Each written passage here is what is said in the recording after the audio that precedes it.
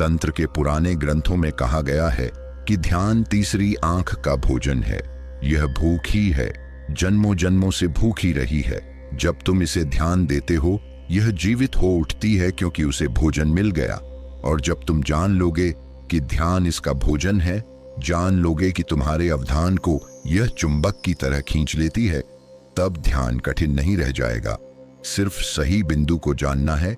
इसलिए आंखें बंद कर लो और दोनों आंखों को बीच में घूमने दो और उस बिंदु को अनुभव करो। जब तुम उस बिंदु के करीब होगे, अचानक तुम्हारी आंखें थिर हो जाएंगी और जब उन्हें हिलाना कठिन हो जाए, तब जानो कि सही बिंदु मिल गया। भ्रुकुटी के बीच ध्यान को स्थिर कर विचार को मन के सामने करो। अगर यह ध्यान प्राप्त हो जाए तो पहली बार एक अद्भुत बात तुम्हारे अनुभव में आएगी। पहली बार तुम देखोगे कि तुम्हारे विचार तुम्हारे सामने चल रहे हैं। तुम साक्षी हो जाओगे। जैसे सिनेमा के पर्दे पर दृश्य देखते हो, वैसे तुम देखोगे। विचार आ रहे हैं और तुम साक्षी हो। एक बार तुम्हारा ध्यान त्रिनेत्र केंद्र पर स्थिर हो जाए, तुम तुरंत विचारों के साक्षी हो जाओगे। आमतौर से तुम साक्षी नहीं होते, तुम विचारों के साथ तादाद में कर लेते हो। यदि क्रोध है तो तुम क्रोध हो जाते हो। यदि एक विचार चलता है तो उसके साक्षी होने की बजाय तुम विचार के साथ हो जाते हो। उसे तादाद में कर साथ साथ चलने लगते हो। तुम विचार ही बन जाते हो, विचार का रूप ले लेते हो। जब काम वासना होती है तब तुम काम वासना बन जाते हो। जब क्रोध उठता है तब क्रोध बन जाते हो और जब लोभ आता है तब लोभी बन जाते हो। कोई भी विचार तुम्हारे साथ एकात्म हो जाता है। उसके और तुम्हारे बीच कोई अंतर नहीं रहता। वीडियो कहीं सर के ऊपर से तो नहीं भाग रही है दोस्तों। अगर भाग रही है, कुछ समझ नहीं आ रहा है, तो वीडियो को एक बार और देखना, क्योंकि यह ज्ञान समझ में आने के लिए बुद्धि शुद्ध विवेक जागृत होना चाहिए। लोभी, कामी, क्रोधी मनुष्य को मुझे नहीं लगता कि यह वीडियो एक बार में समझ आ जाएगी। किसी किसी को तो यह सारा ज्ञान बकवास लगता होगा। चलो कोशिश करो समझने की। जब तुम अपनी खिड़की से आकाश को या राह चलते लोगों को देखते हो, तब तुम उनसे तादाद में नहीं करते, तब अलग होते हो, मात्र दर्शक रहते हो, बिल्कुल अलग। वैसे ही अब जब क्रोध आता है तब तुम उसे विषय की तरह देखते हो। अब तुम यह नहीं सोचते कि मुझे क्रोध हुआ, तुम यही अनुभव करते हो कि तुम क्रोध से घिरे हो। क्रोध की एक बदली तुम्हारे चारों ओर घिर गई है और जब तुम खुद क्रोध नहीं रहे तो क्रोध नपुंसक हो जाता है, तब वह तुमको नहीं प्रभावित कर सकता। अब तुम स्पर्शत रह जाते हो। क्रोध आता है और जाता है और तुम अपने में केंद्रित रहते हो, लेकिन तीसरी आंख पर स्थिर होते ही तुम एकाक साक्षी हो जाते हो। तीसरी आंख के जरिए तुम साक्षी बनते हो। इस शिव नेत्र के द्वारा तुम विचारों को बैठे बैठे देख सकते हो, जैसे आसमान पर रथे बादलों को या राह चलते लोगों को देखते हो। यह विधि साक्षी को प्राप्त करने की विधि है। भ्रुकुटी के बीच ध्यान को स्थिर कर विचार को मन के सामने करो। अब अपने विचारों को देखो, विचारों का साक्षात्कार करो, फिर सहस्राकुंड बन जाते हो। और यही चीज दो ढंग से हो सकती है। एक, तुम साक्षी हो जाओ और दूसरी, तुम्हारी तीसरी आंख पर स्थिर हो जाओ। तो साक्षी हो, जो भी हो रहा है आप उसके साक्षी हो। तुम तीसरे नेत्र पर स्थिर हो जाओगे। दूसरा, ठीक इससे उल्टा भी हो सकता है। यदि तुम तीसरी आंख पर स्थिर हो जाओ तो तुम साक्षी हो जाओगे। ये दोनों एक ही बात है। इसलिए पहली बात, तीसरी आंख पर केंद्रित होते ही साक्षी आत्मा का उदय होगा। अब तुम अपने विचारों का सामना कर सकते हो। और दूसरी बात, अब तुम श्वास प्रश्वास की सूक्ष्म व कोमल तरंगों को भी अनुभव कर सकते हो।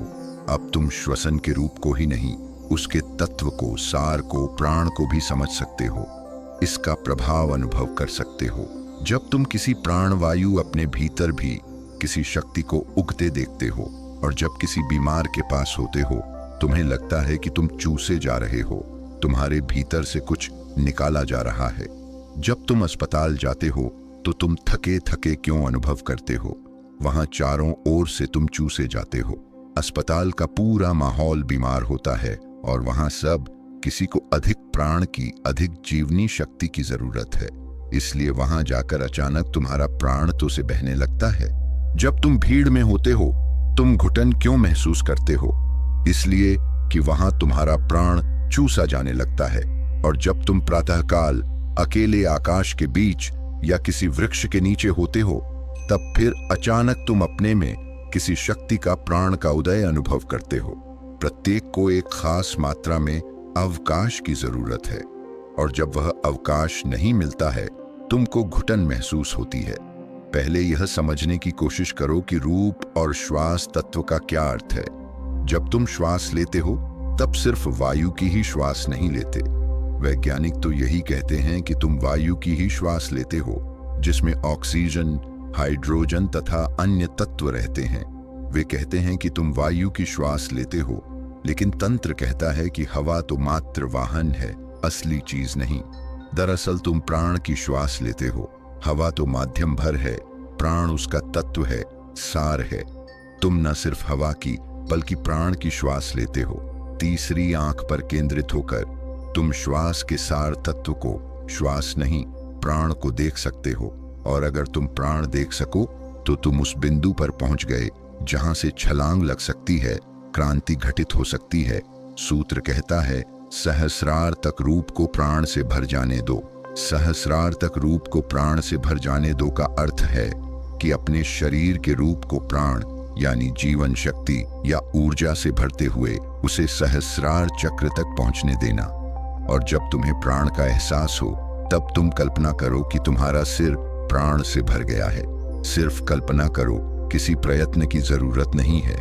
यह सूत्र कहता है कि जब तुम प्रकृति के बीच स्थिर हो और प्राण को अनुभव करते हो, तब रूप को भरने दो। अब कल्पना करो कि प्राण तुम्हारे पूरे मस्तिष्क को भर रहा है, विशेषकर सहस्रार को, जो सर्वोच्च मानस केंद्र है। उस क्षण तुम कल्पना करो और वह भर जाएगा। कल्पना करो कि वह प्राण तुम्हारे सहस्रार से प्रकाश की तरह बरसे और वह बरसने लगेगा, और उस प्रकाश की वर्षा में तुम ताजा हो जाओगे।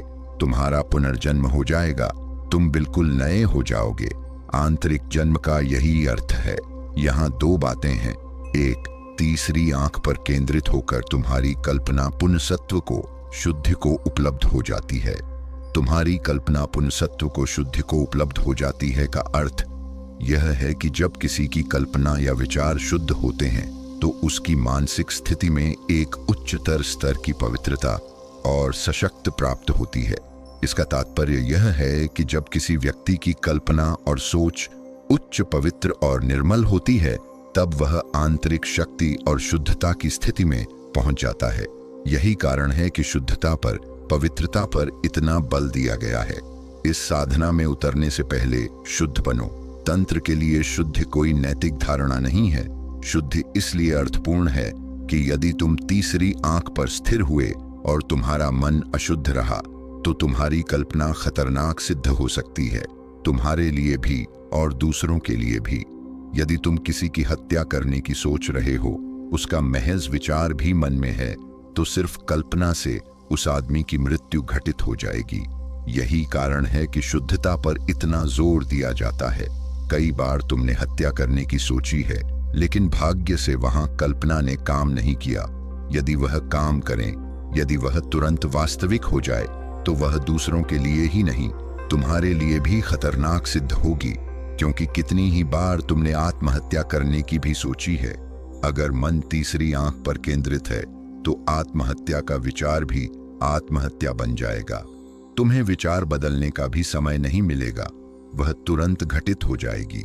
सो जब तुम तीसरे नेत्र पर केंद्रित हो जाओ, तब कल्पना करो कि सहस्रार से प्राण बरस रहा है।